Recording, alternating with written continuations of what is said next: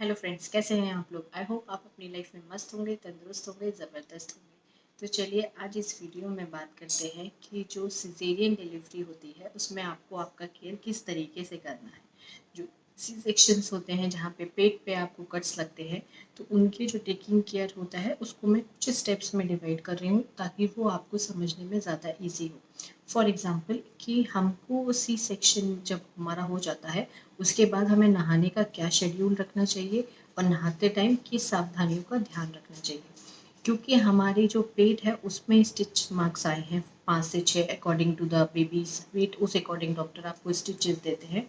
तो आप कोशिश करिए कि जो नहाने का शेड्यूल है वो 2 दिन या 3 दिन बाद का ऐसे ऐसे फॉलो करिए, रोज़ नहीं नहाइए ताकि आपके वो जो स्टिचेस हैं वो गीले ना हो। वैसे तो डॉक्टर बहुत अच्छा टेप उस पे करके देता है ताकि उस पे वाटर ना जाए, तो भी मैं आपको ये सजेस्ट करूँगी आप अपने लिए बाथरूम में जब आप ये नहाने जाए तो मेक श्योर कि आप जब पानी ऊपर से डायरेक्टली ना डालें ताकि आपके स्टिचेस ना आए, मीन्स शावर के साथ बिल्कुल ना नहाए।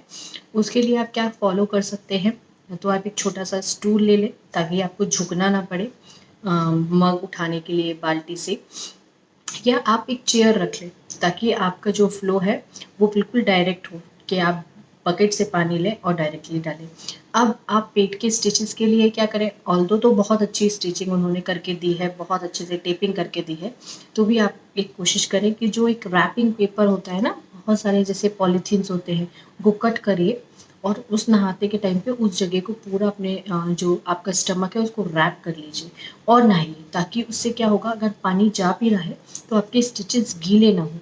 2 से 3 दिन में ये फॉलो करिए। अगर वॉशरूम आपको जाना है तो कोबोर्ड वाला जो होता है वो सिस्टम करिए। अगर किसी घर इंडियन है तो जो शीट्स आती हैं मार्केट में फार्मेसीज पे मिलते हैं वो यूज़ करिए, ताकि आपके कांटों पे कोई जो टाँके हैं उन पे कोई भी ज़ोर ना आए, आपके वो टाँके पके नहीं, क्योंकि आजकल वो गलने वाले टाँके होते हैं। 2-1 महीने के अंदर वो अपने आप ही घुल के आपको कोई प्रॉब्लम नहीं करेंगे। अब बात करते हैं कि आपका सी सेक्शन हो गया है।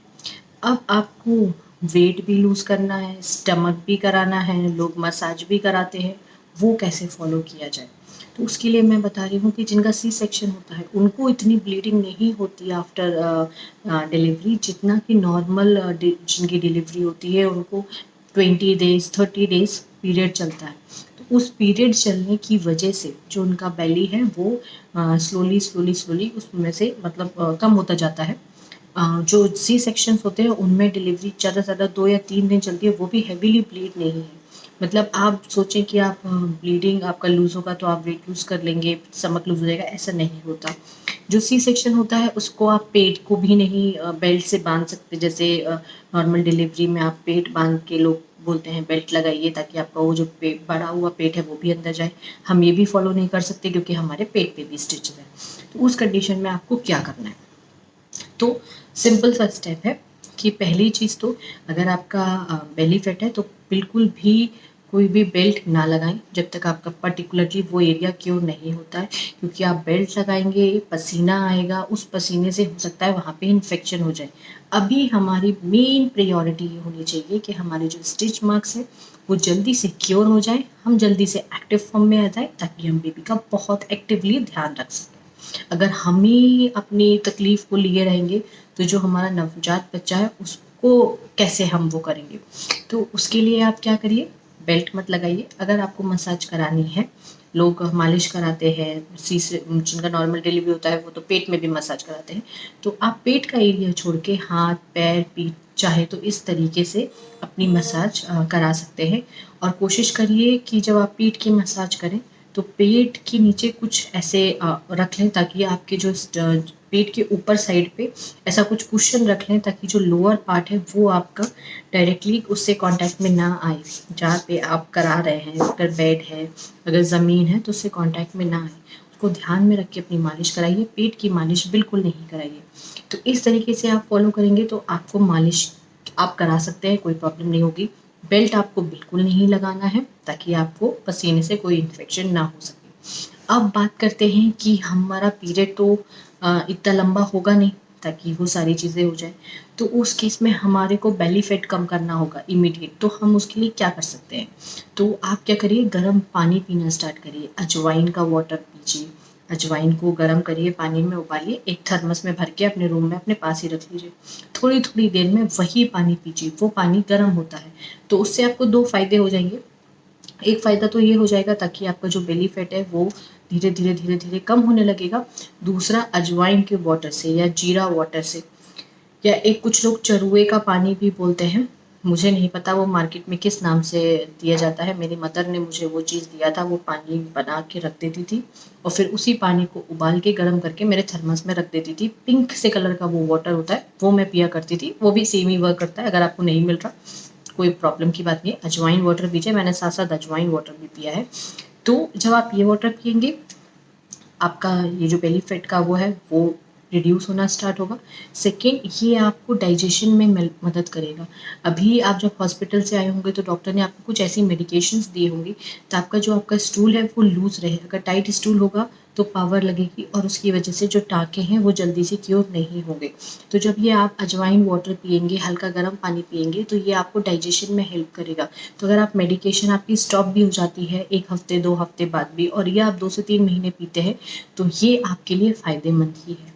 तीसरा और जो चौथा इम्पॉर्टेंट टिप है वो मुझे जो आपको देना है, जब सी सेक्शन की डिलीवरी होती है तो उसके बाद कमज़ोरी बहुत आ जाती है, क्योंकि जिस तरीके से हमको इंजेक्शंस लगे होते हैं उतना बॉडी को सुन करके बेबी को निकालने के लिए, तो मोस्टली केसेस में बैक पेन की प्रॉब्लम आती है और वो बहुत कॉमन है और बहुत लोगों को हो जाता है।